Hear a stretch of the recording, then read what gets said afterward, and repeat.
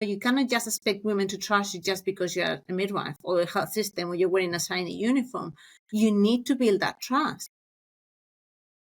But we are not showing that trust to women. They come to us and we trust in the system. We trust the guidelines. But we are not trusting that they are making the right decision.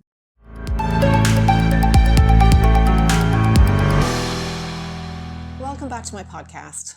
Today I'm speaking with Maria Velo Higueras about her recently published research on women's experiences of free birth. So just a quick bit of housekeeping here. This episode was due to be released a couple of weeks ago, but I pushed it out really out of respect for the family of Naomi James, who tragically lost her life after her free birth in Ireland. But let me be very clear. I believe in the autonomy and agency of women. So it was disappointing to receive messages from providers and mothers that instead of trying to understand why women are choosing to birth outside of the system, instead they continued with finger wagging and threats about my midwifery registration. As was stated so eloquently in Fatala 1998, the question should not be why do women not accept the service that we offer, but why do we not offer a service that women will accept?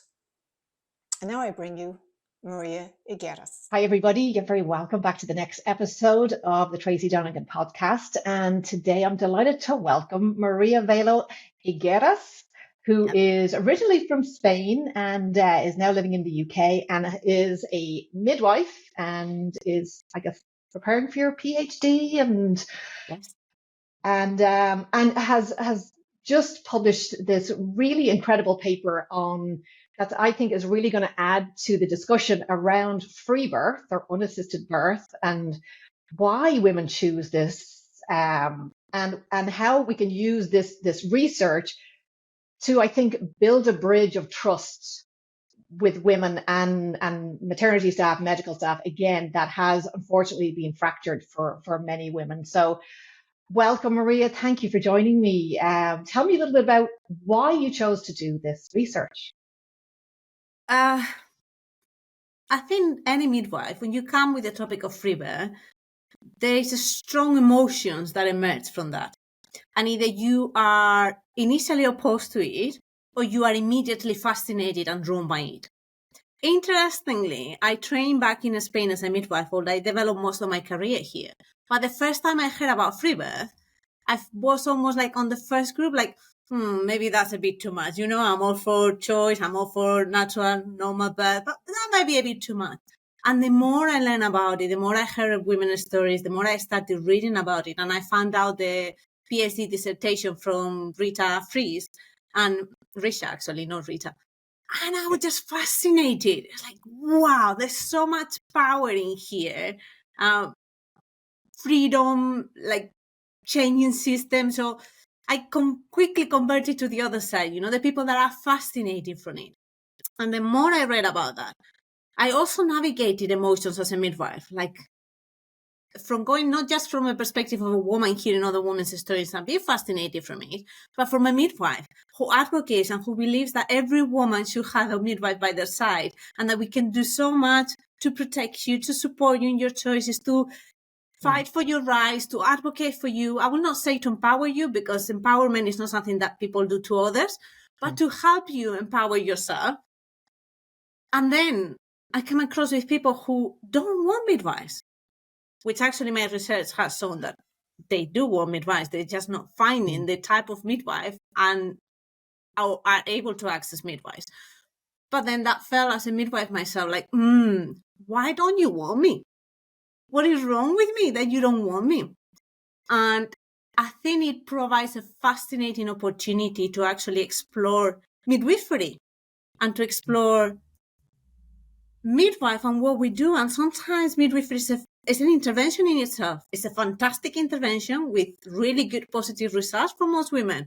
But sometimes we also need to acknowledge that just the fact we're there is changing the picture.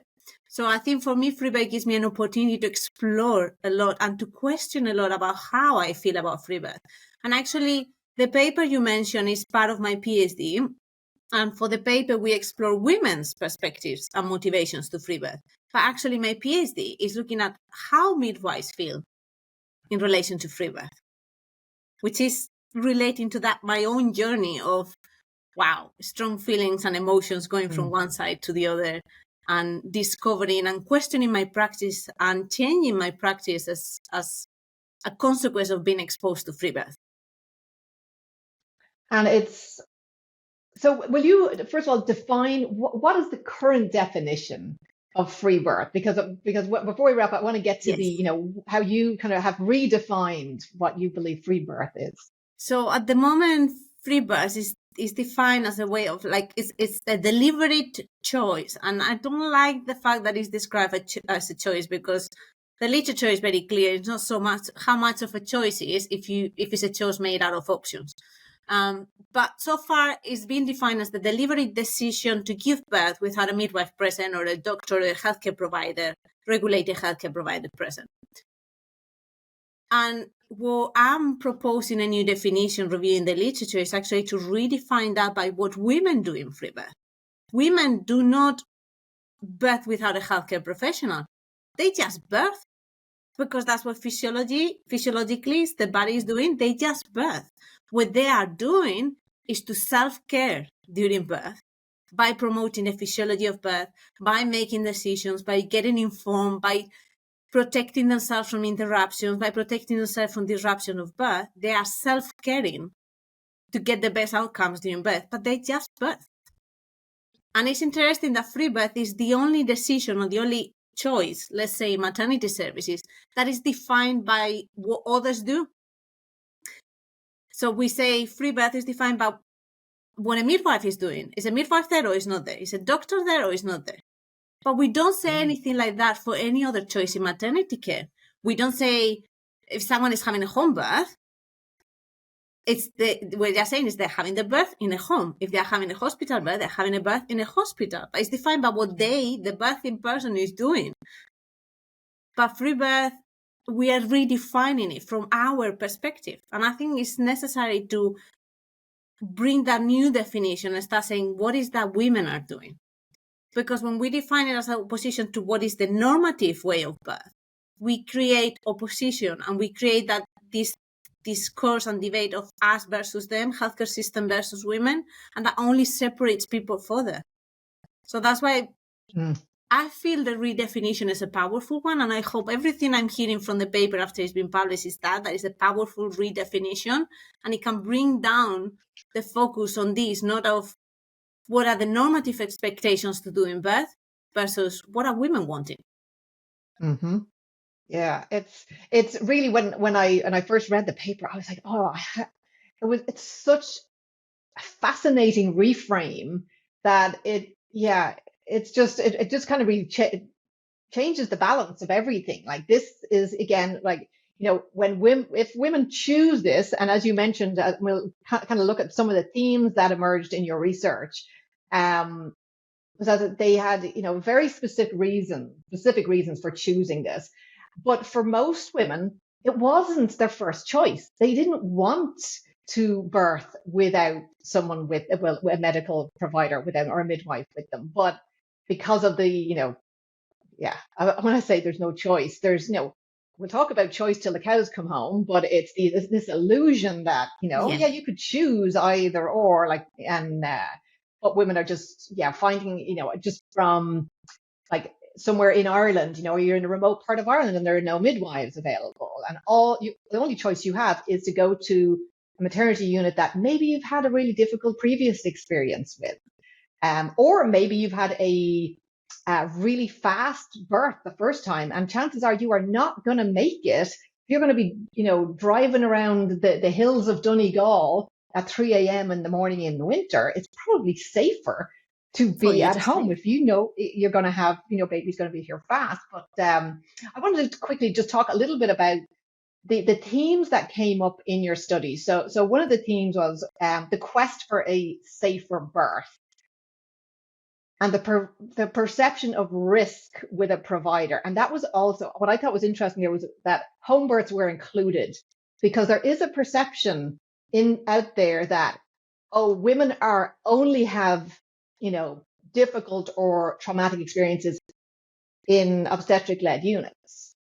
But now we can see that there is research showing that there are women who are having, for whatever reason, difficult experiences in a home birth that has now they've really lost that trust because they opted out of the hospital system, expecting a different experience at home with a midwife, and then maybe that expectation wasn't met or whatever happened.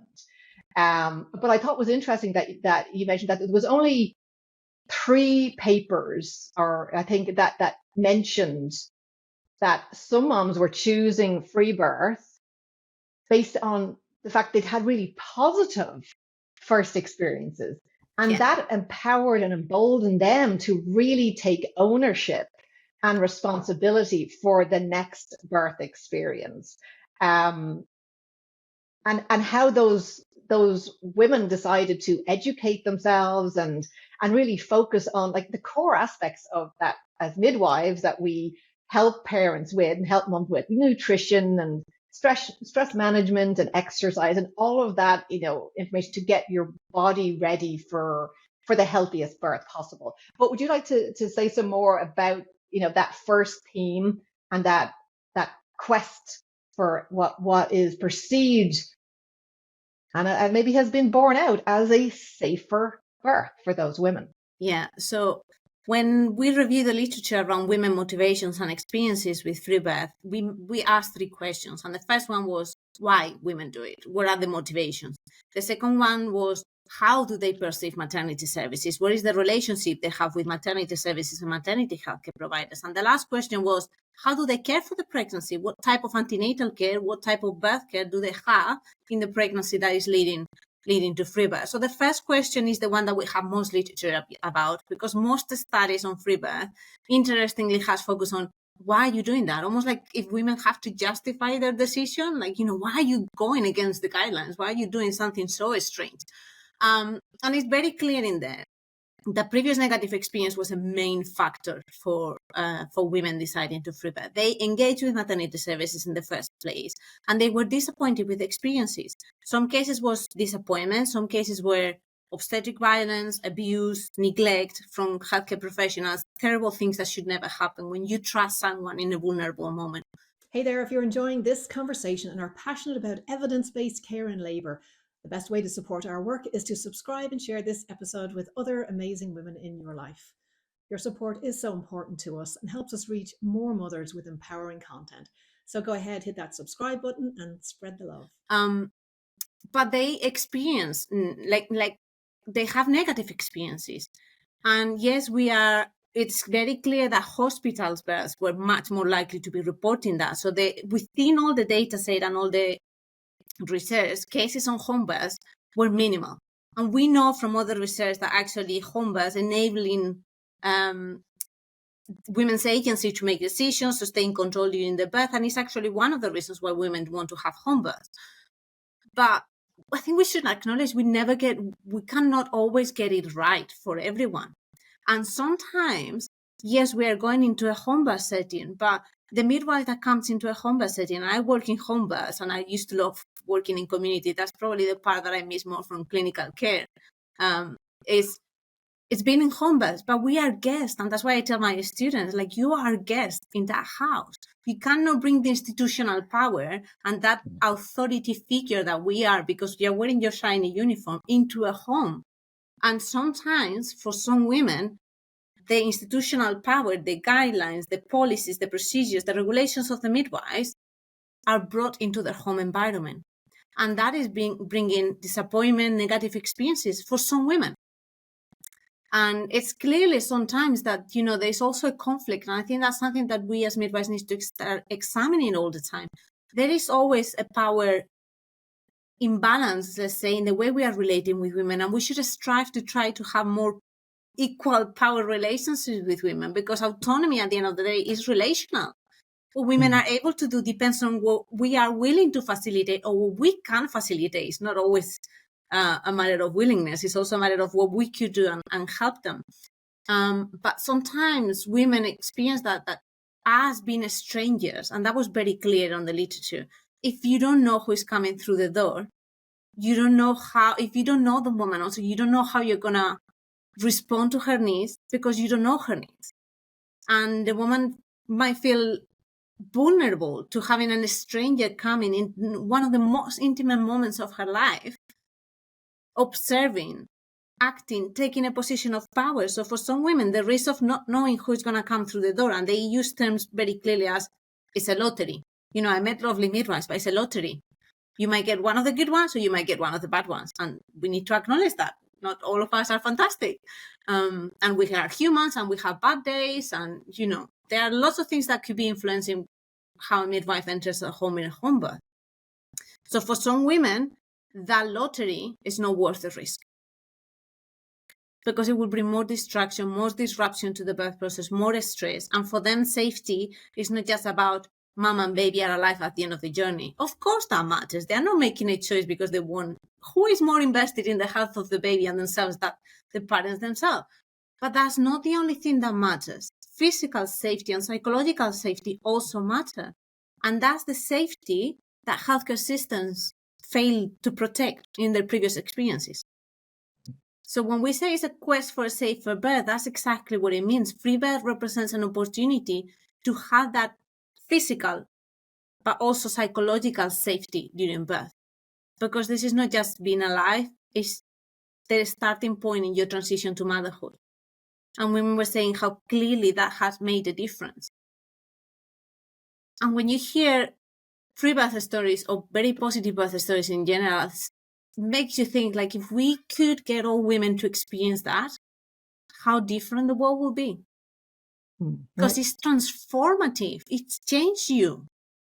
And it's better that it will change you in a good way than in a terrible way that leaves you broken and traumatized and disempowered. So I think that's what women were seeking for when they were seeking for a safer birth.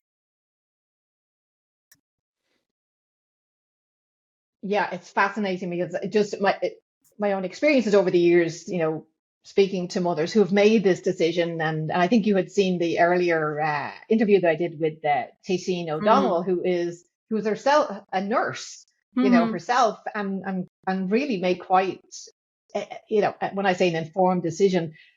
Yeah, nobody's making this decision based on, I just want to have a special kind of experience. They are like, this is, and you do see that kind of criticism, not just from, you know, midwives and obstetricians, but other women as well. Like, oh, you know, you're willing to risk this just to have this experience, which is, yeah, when you speak to the women, this is like the experiences. It's not part just of it. The experience is the benefit that comes with it, but it's not the ultimate goal. But it's interesting. I saw the interview you had, and it's interesting that you mentioned it, that she was a nurse. And it's something that I'm reading a lot around. There is some studies actually where the participants in the study who free birth were either student midwives or midwives themselves or doulas or traditional birth workers. Like, there is some element, and I feel like that's an insider knowledge. I did consider free birth for both of my pregnancies for different reasons. The first one, probably seeking a safer birth of what I had witnessed. The second time, trying to seek a safer birth from what I experienced in my first, but also more based on, I could do this. I could just birth and that's it. I don't need anyone. I didn't free birth for none of them. My kids had other plans, and we end up transferring to hospital actually both times. But I did consider it both times. And since I started doing this PhD, I talked to many colleagues as midwives. And I heard many midwives thinking, I will free birth. I will have considered it. I actually interviewed a midwife who free birth in my research study. And we're hearing more and more anecdotal data of midwives considering free birth. And it's really similar, but the metaphor that is coming into my mind is like, you know, the rats are the first ones trying to jump the boat. So I don't want to say that midwives are rats, but we are seeing the problem inside, and we don't want that for ourselves.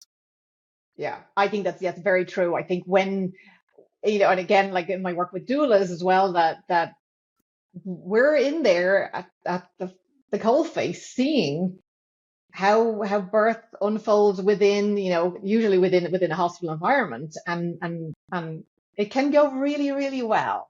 but it is very much a lottery of who you get on the day, and that struggle through the interventions and birth preferences, and it's a whole like event just to navigate the lack of evidence-based care. So I can absolutely see why midwives and doulas, and I think with the birth trauma report that came out recently in the UK, that more women are really considering this as really a viable option for themselves I think for next pregnancy. that's also why I'm researching midwives' perspectives on free birth, because midwives is a mostly female profession. So most of us will be in that dual position of, I'm a midwife, but I'm also a service user. I'm also someone who is entering the system. And I think it's something that we need to acknowledge. Some women go to free birth because they had previous traumatic experiences with the system. But midwives, I think some of us might be considering free birth because we had vicarious trauma of the things that we have. So the trauma is the core, like we are seeing it. We might not have experienced it ourselves on the first time, but it's there. So I do believe that the raising rates of birth trauma will also affect the choices that midwives are doing. And it's a very interesting research that eventually at some point I'll get down to that. But I think it's really interesting and it's under research. And I know Dr. Tina South has a beautiful PhD thesis, I believe it's Tina South, of actually childbearing midwives, how we navigate as women the system when we are pregnant. And sometimes the way we do is similar to what women who are free birthing. We designate individuals. So we ask our friend, we ask our midwife, we go to see the consultant that we know is more open to our request. We navigate the system because we have insider knowledge. But we are looking exactly the same thing that women who want to free birth, to be disruptive as less as possible, to be in control of decision making, to be trusted with the decisions, to be listened to have continuity of midwifery care. Is similar. Yeah. We're not, like, that's what I'm trying to say. Like, when I think that's why it's important that we reframe free birth in a positive way, because we need to stop stigmatizing these women. Because what they are looking for is not different than what matters to most women. When you ask for most women what matters, yes, an alive baby and a alive mom, but that's not the only thing that matters. Women want to remain in control, to be listened to be respected. Women who free birth are exactly the same. Yeah. They're not doing crazy choices. They're just looking for something that will help them achieve that. And unfortunately for many, they're not finding it within the current systems of maternity services. Would you speak to the second theme that was a big part of your research was this concept of powerful and powerless midwives? Will you talk a little bit about how women spoke about their experiences with institutionalized midwifery, and again, this is being part of their kind of decision making? I think that's probably the reason why that question was in the literature, was because it was something I was starting to look at when I was reading women's perspective ages before I started doing this PhD. And it almost gave me the idea and the basis in which my PhD is based on. Like, women are describing the relationships they have with their midwives. Yes, they also with their obstetricians, depending on the context, but mostly with midwives. And for me as a midwife, I felt like some of those things resonated quite a lot. And I was like, yeah, but they're talking about this, but there's nothing saying how midwives feel about free birth and what are the struggles midwives experience with free birth, if there is any struggle. So that question in the literature review was almost an excuse to formally explore what the literature is saying. So it's like, okay, now we're going to examine the data. It's not just my perceptions. I'm going to look at what the literature is saying and look at the data in terms of how they describe midwives. And for me, it was very clear this kind of like dichotomy between powerful and powerless.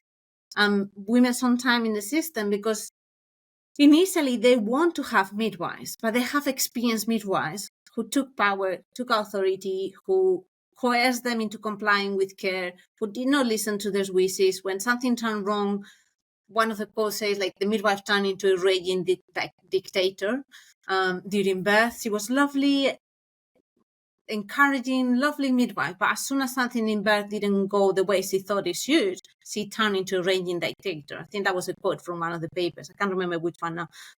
So there is this power struggles of midwives aligned with systems, complying with guidance, when women are offering and saying, I want this or I want that, midwives using risk discourse the same way that sometimes we criticize our colleagues, the obstetricians, because they're just putting the dead baby car on the table all the time. They scare women. We are doing exactly the same. Exactly the same. So women experience that. And let me tell you about that in a minute. We'll go back to that before I don't forget. But that is interesting that type of discourse comes quite a lot when I'm bringing up the topic of free birth between midwives. And there's almost a bit of, I don't know what is going on under. That's what I'm researching. But to argue for attended home birth, we end up using discourses that the medical practitioners have used for years to discredit home birth.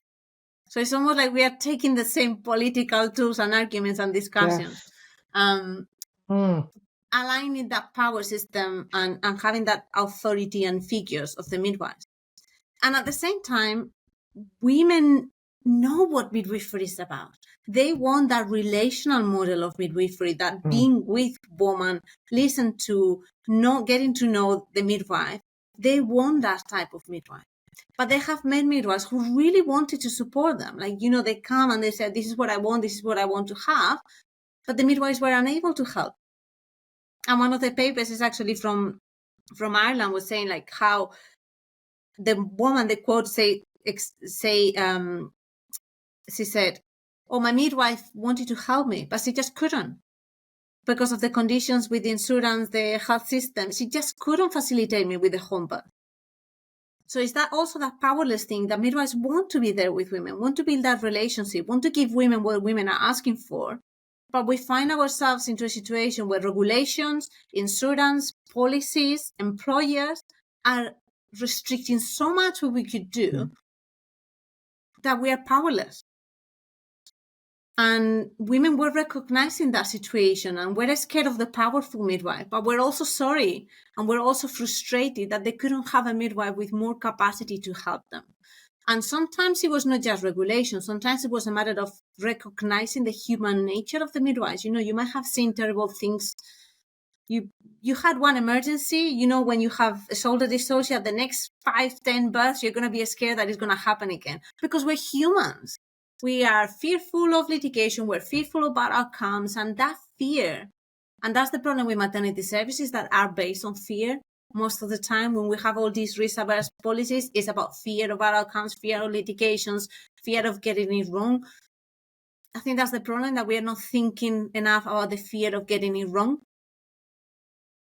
We're so focused on the getting it wrong from a physical perspective that we are not fearful of not providing the right care to women in the way they need it.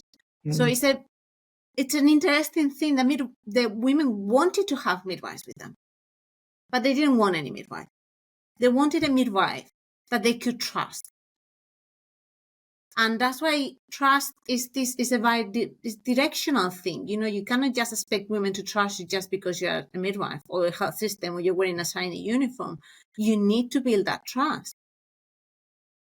But we are not showing that trust to women. They come to us and we trust in the system. We trust the guidelines. But we are not trusting that they are making the right decision. Yeah, that's and the really right the decision crux. is whatever is right for them. Exactly. Even if you don't agree with it, and even if it's not the decision you would make, it's that, acceptance of and recognition of agency and autonomy and respect for that it's not about us. And and if we feel, because I've had comments shared with me as well when if let's say a couple go into the unit and they are really self-sufficient, dad knows he's looking after the life and the environment and he's going to the birth preferences, and mom is focused doing her thing, and some of the midwives, that the feedback that from the midwives was that they felt kind of like, well, what, like, you don't need me then, because midwives we've been so used to being the source of all knowledge and the source of course you're going to ask me for help, and then when that experiences or that expectation is very different, I think some midwives are having a hard time adjusting to parents really taking ownership and taking responsibility, which I think is actually quite helpful that it is when we have parents that are that engaged and in their, in this experience and the preparation, and it is so empowering that you are owning that experience and really invested in, like, from beginning to end. It actually takes a little bit of pressure off the midwives to I was be going to the say that source for of me, it has knowledge of always been everything. easier, much easier to work with families who knew what they wanted, and they just asked me to support with that, and it was much easier for me to do that because they've already done the research, they've already done the reading, so it was more pleasurable experience for me, easier, and it's just okay. I'm just here to signpost you, support you, whatever resources you need.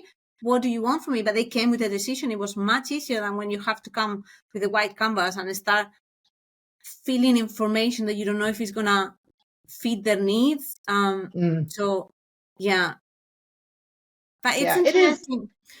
I think the problem, Freebirth sometimes is bringing me back to my very early days as a young student midwife. And I remember in my first module in my nursing degree, and they made me read Florence Nightingale book. And what's it saying? The role of the nurse is actually just to support nature for nature to do its work. Put the right conditions so nature can do its work. And I mean, I'm a great advocate for midwifery as a separate discipline for nursing.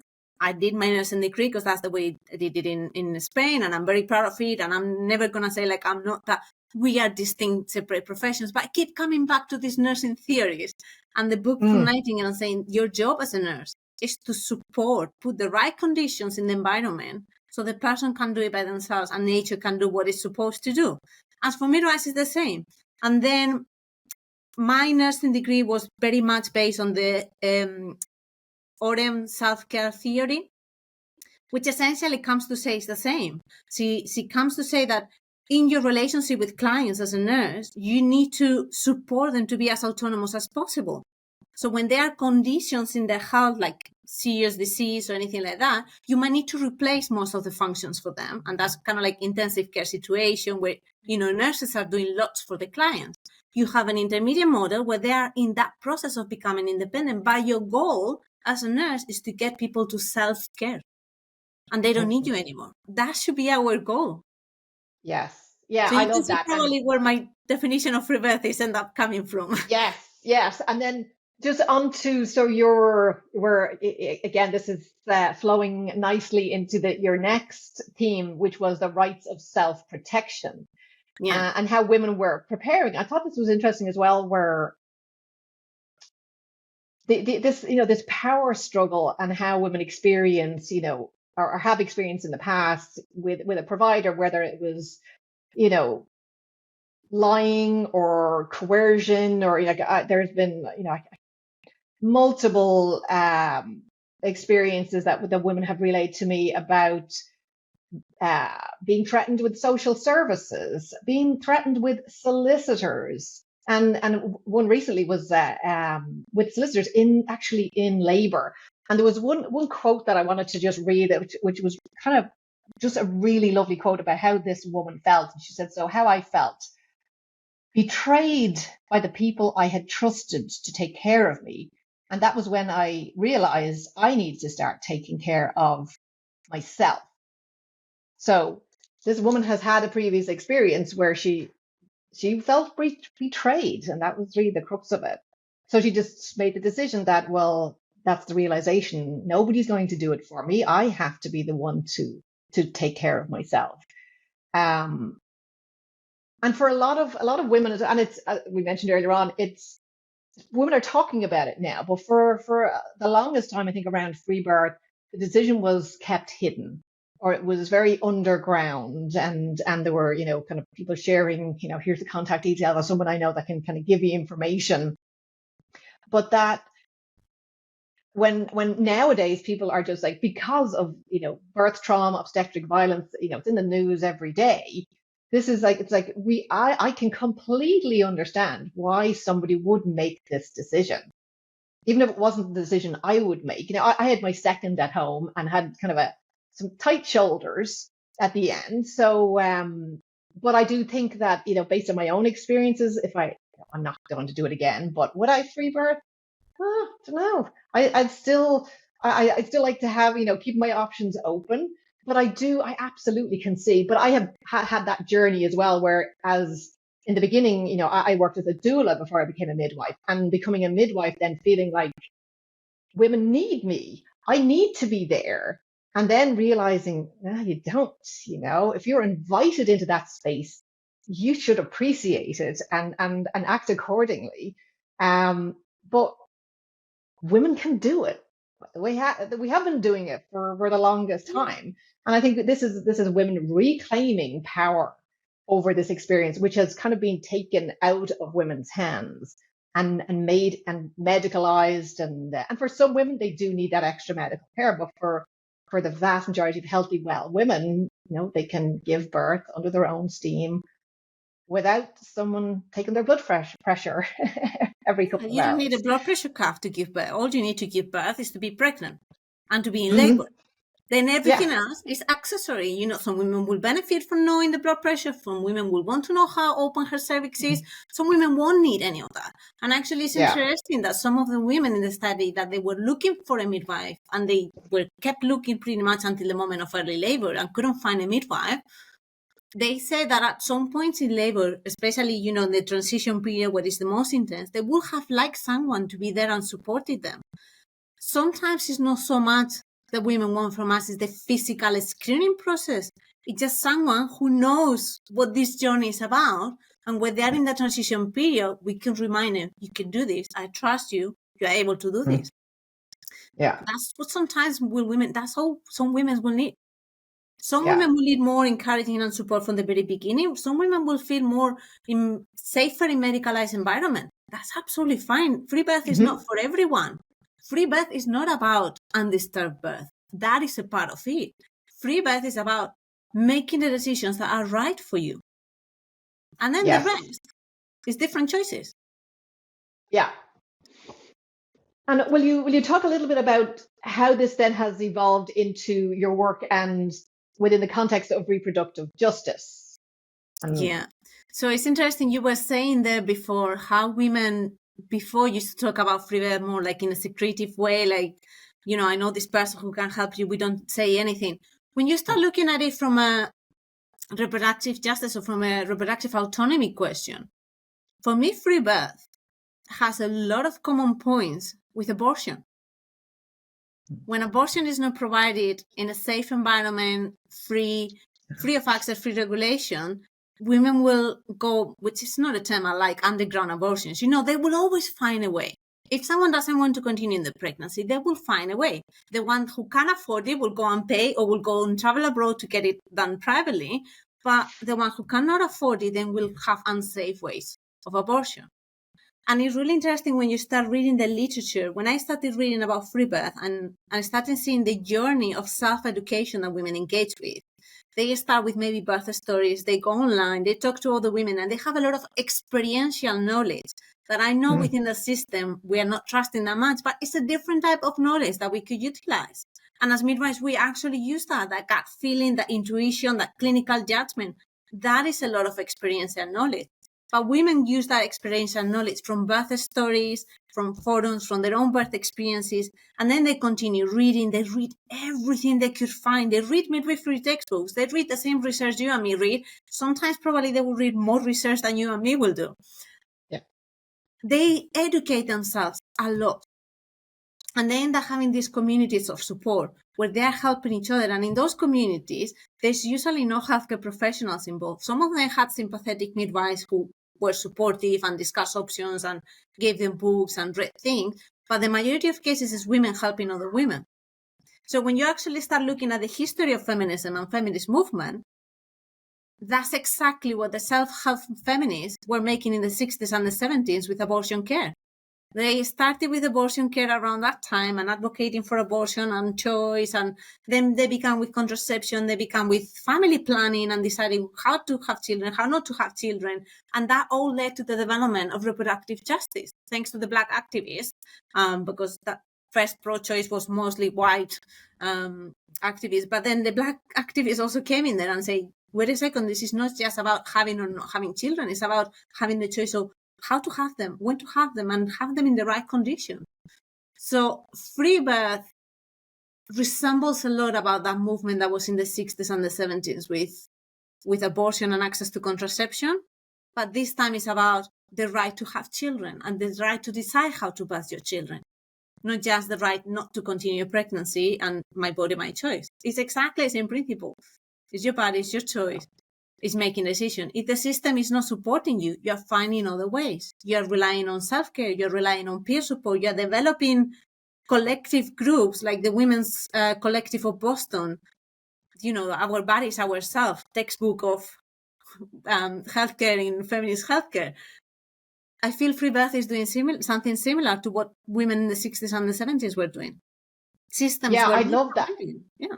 Yeah, I mean, when I was reading the paper, I was like, oh, yeah. And it was really, it's such, I'd say for anyone who has not read your paper yet, please get your hands on this. No matter how you feel about Freebirth, I think if you're a little bit and worried about Freebirth and have strong feelings, negative feelings about Freebirth, I would urge you to really take a look at this paper. But I did love that. I was like, oh yeah, it is like, the feminist health movement, years ago where women helped women. And it was, they had to find ways outside of the system to take care of ourselves and really to take care of each other. It's always women leading the way. So I love to teach the session on history of midwifery to my students. I just love that session, and it brings up, and when you start looking at patterns through history, things are repeating themselves. So women in the 60s, 70s, that they starting to claim for better births for themselves, that led to policies, that led to the empowering of midwives, that led in the UK to changing childbirth. The government report in 1993, for the first time, a government report recognizing women have a choice and control over the place where they want to give birth. 1993. I mean, I was born already, but I was really young at that point. And it was women associations like the National Childbirth Trust, Association for Improvement of Maternity Services, that moved and created that then empower midwives and get midwives a tool to claim we are here, we have competencies, give us the power to exercise those competencies. And that led to the development of midwifery as we know it in the UK these days. But now that we're in a cycle that it's women again claiming, and I think Freebirth is the new, Hannah Dannon's book says that quite clearly, the canary in the gold mine. So they are now the ones leading the way again. And as midwives, we have two choices. Either we follow them or we lose them. And not we lose them as women who freebirth. We lose the trust of women in maternity services. So I think we are in a crisis moment. We need to align ourselves again with women. Go on, join that fight. Yes. Because women empowerment leads to midwives empowerment, but midwives empowerment is necessary for women's ability to choose and not agency, but ability to make choices and be supported in those choices. So that we work together or we're not going anywhere. And I think it's a symbiotic relationship, really. Yeah, we feel vulnerable at this moment because it's a maternity crisis. And I know midwifery is going a step back everywhere, not just here in the UK. The midwifery, I've been in this country for 10 years. I came here looking for that midwifery, and it has changed so much in 10 years, so much. It's not the same maternity context that I came from, that I changed all my life and migrated and left my family behind to come and develop as a midwife here. It's not like that anymore. So I know midwives are feeling vulnerable, but we have two choices now. Either surrender and then we end up risking and losing this profession, or we join women. Yeah. And it's the only way to progress. Yeah, it's a much bigger discussion than just Freebirth. It's especially because I'm seeing what's happening globally as well with midwifery.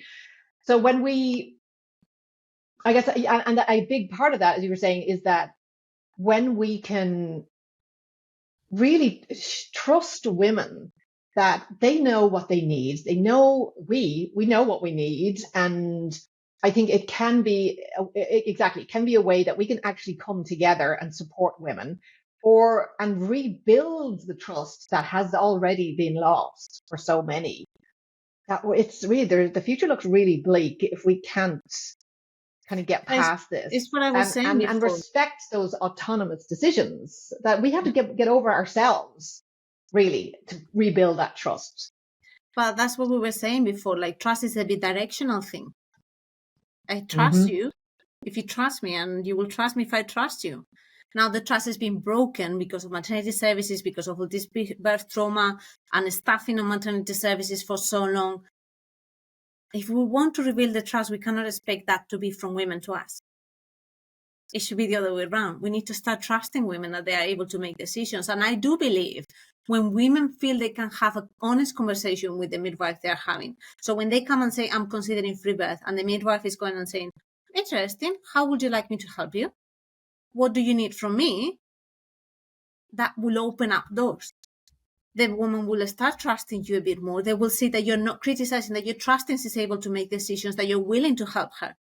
Chances are she's going to end up giving birth with you, because that's what most women who are considering free birth are actually looking for.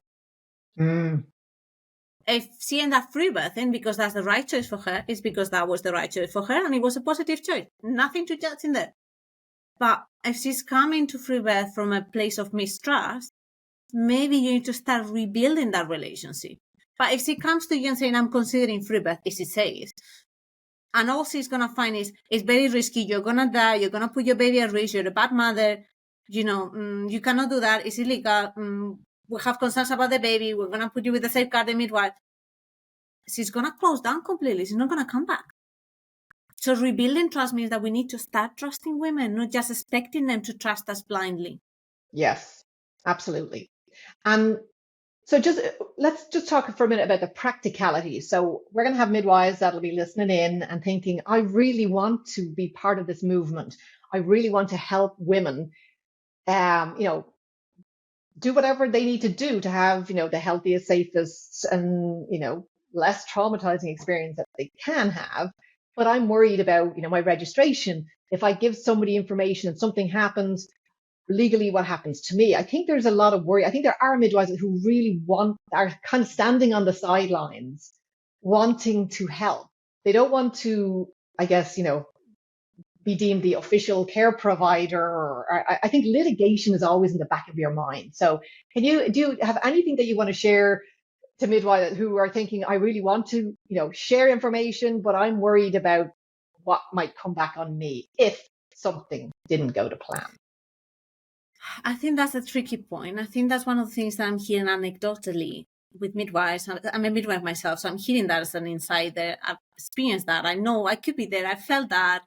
You're always careful. You want to be able to share information freely without having to think about legislation in the back. Sometimes we just have to say, like, I have to tell you.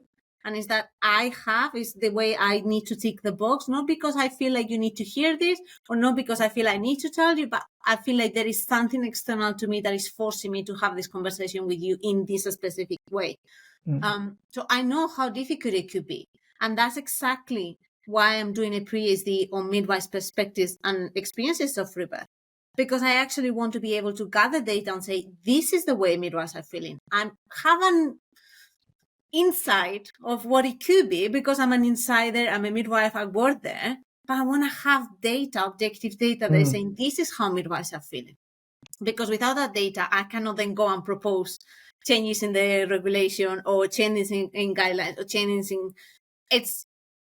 It's also, as we were saying, free birth is a really big topic. It's a contextual thing. It's not just an individual conversation between an individual woman and an individual midwife.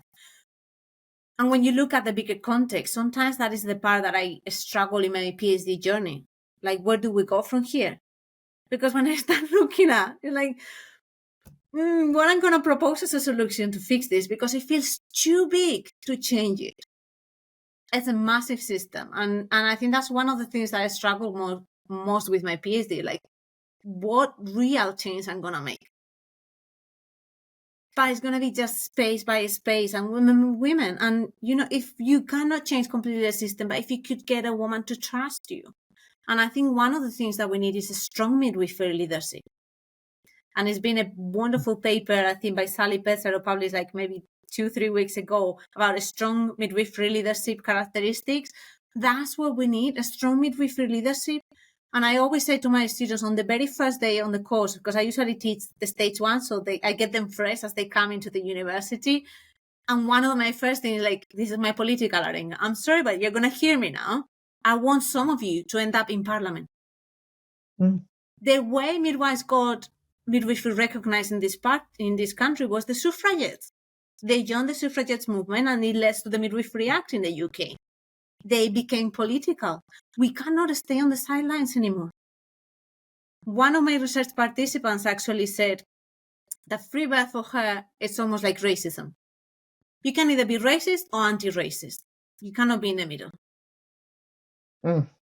So that's what she literally said. And I was like, wow, that's a powerful comparison. But you either believe women are able to trust, and you either believe women have a right to choose without bats, without lines on the sand. They have a right to choose, even if you don't agree, or you don't. And I think that's why free birth moves us so much, and it's a controversial topic, because it forces us to examine what it is that we really believe deep down. So if someone is concerned about what do I say, what I don't say, the Royal College of Midwives provided a guidance during COVID. It's a bit limited. It was a COVID response. I think we need sorry, little one was just popping in. We need a bit more, but I don't think guidance will solve the problem. You don't solve the issue of outside of care guidelines by creating new guidelines. You need to change culture. And I've been there. I've been the midwife fighting systems, and it's not easy to do. And sometimes I think we need to acknowledge that as humans, that you will not be able to change the world.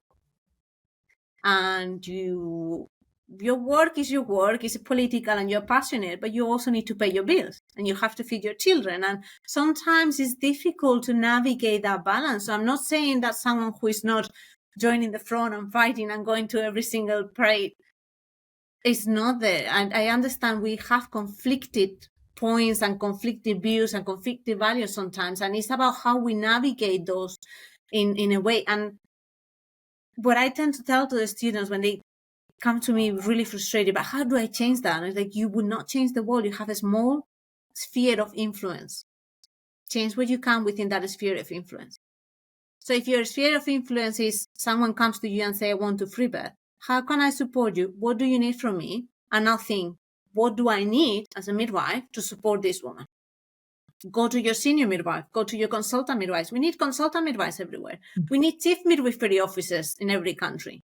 But a lot of countries still don't have chief midwifery officers. We need strong researchers. We need strong midwifery leaders who are coming and having evidence to say, actually, it's not that bad if she wants to free birth. Birth has really good and safe outcomes. Birth in general, I'm talking, not just, we don't know about free birth. You never hear me saying free birth is safe from a physical perspective. You will never hear me saying free birth is unsafe. I don't know. We don't have evidence. I don't think we'll ever get evidence. We won't be able to compare it with any other birthplace choices.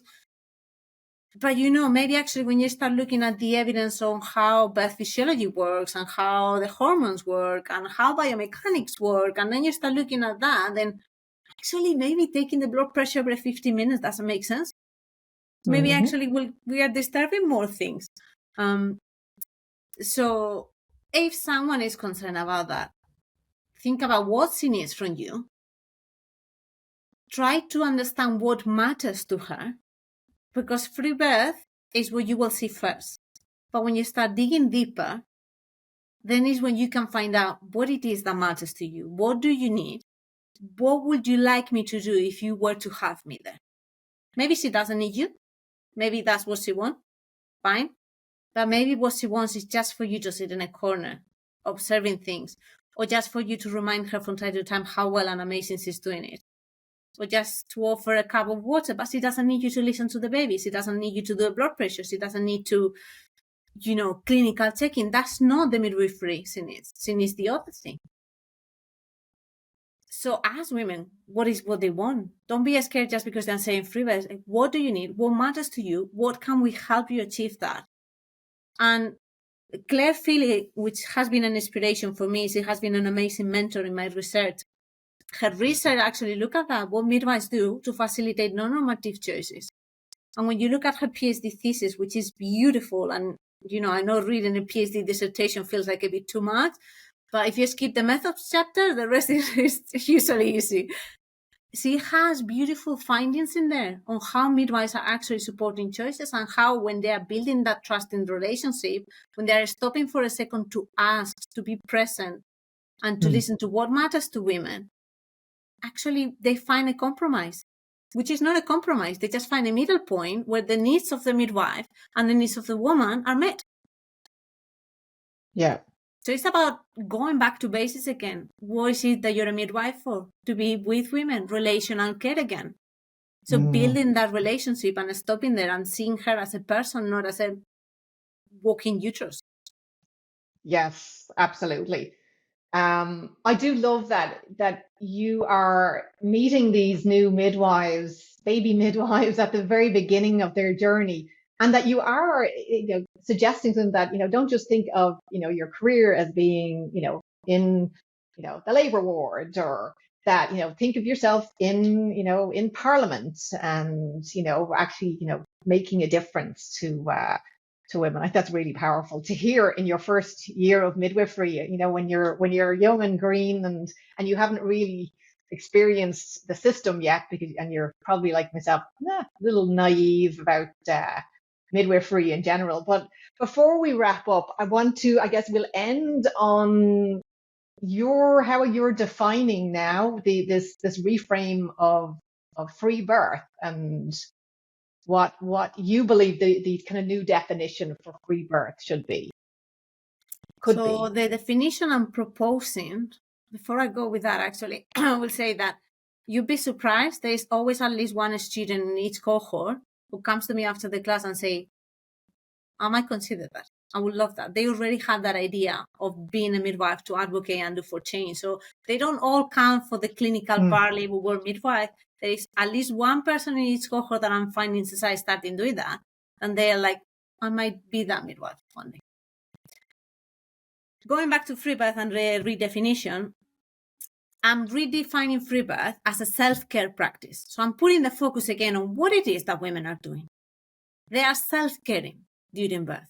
They are birthing, and they are protecting the birth physiology, and they are protecting the psychological safety, and they are embarking in a huge amount of research. They are making very detailed self-care plans where they are looking at all the possibilities. So they have plan A, plan B, plan C. Some of them even they train their partners to recognize complications, and while they're waiting for help or for the ambulance. So they are self-caring during birth.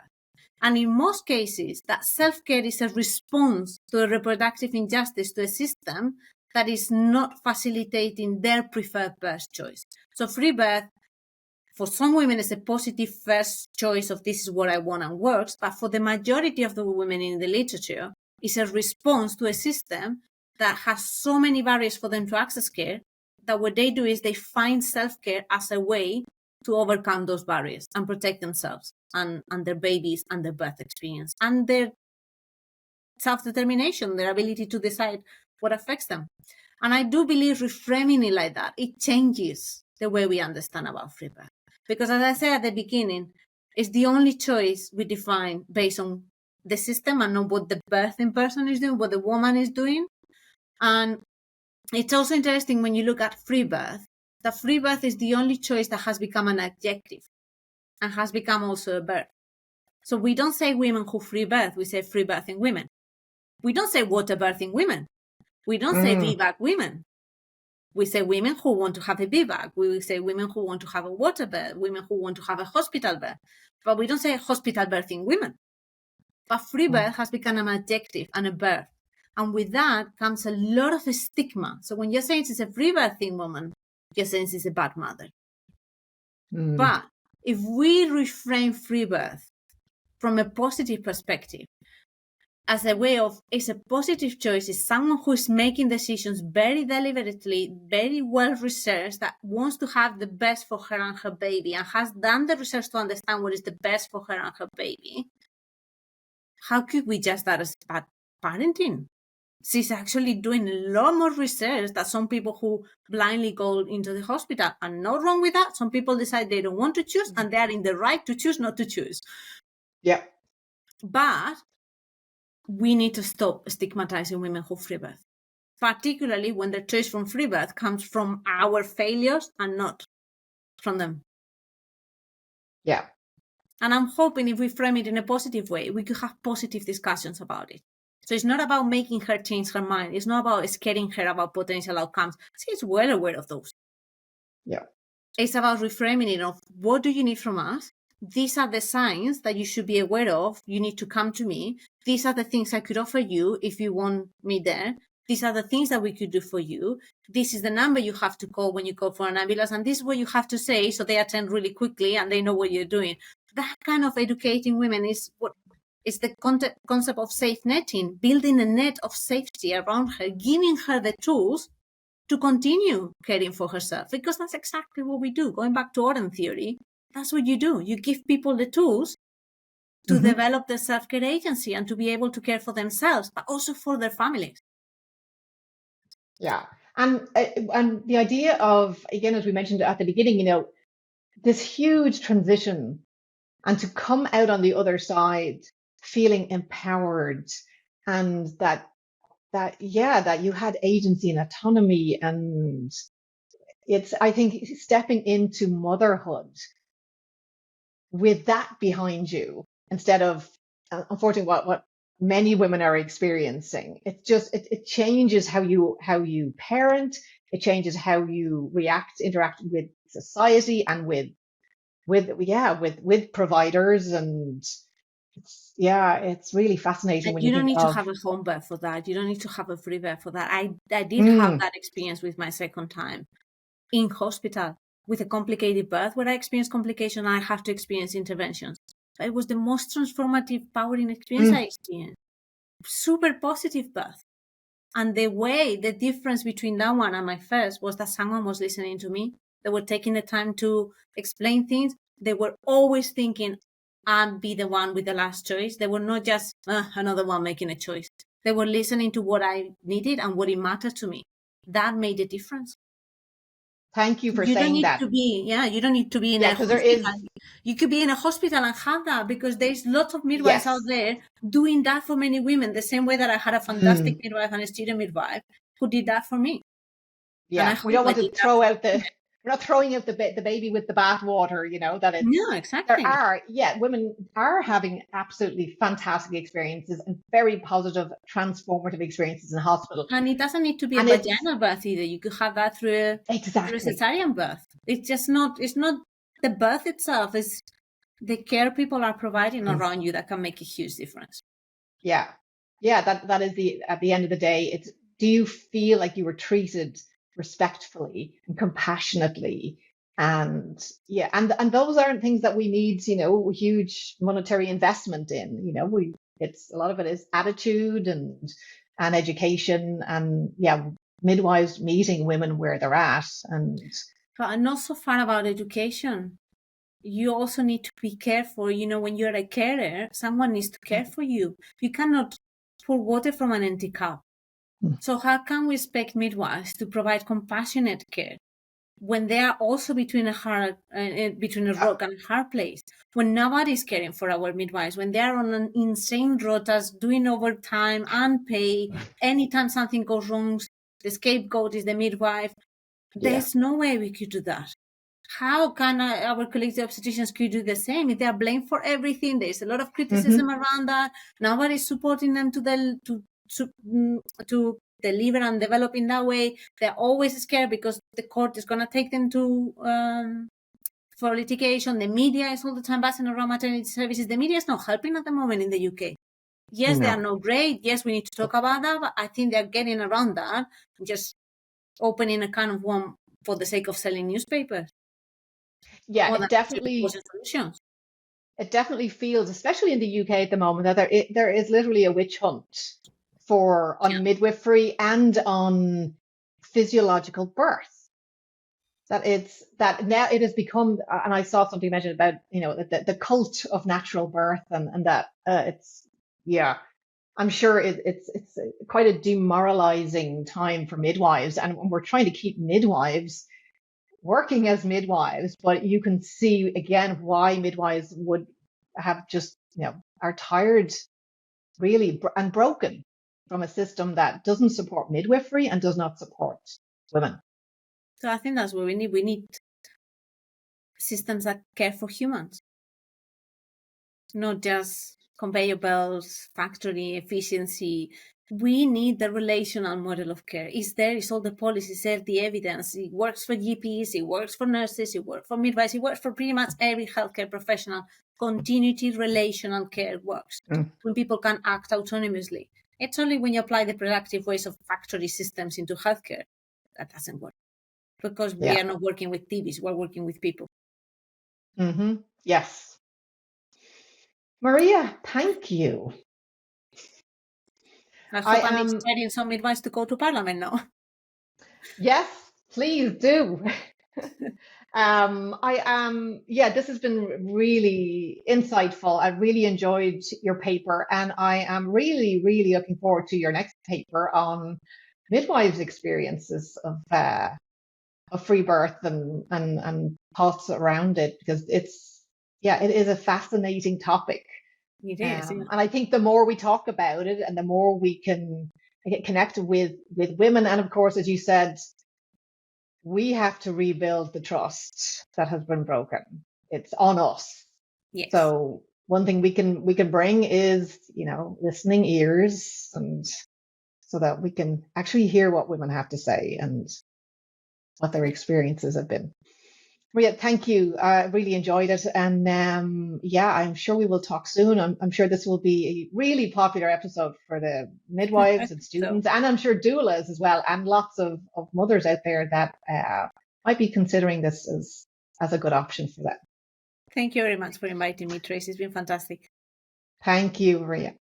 Take care. Thank you so much for tuning into today's episode. Remember, empowerment begins with knowledge. If you enjoyed our time together and want more content like this, don't forget to like, subscribe, and share with your friends. So stay inspired, stay informed, and until next time, take care of yourself.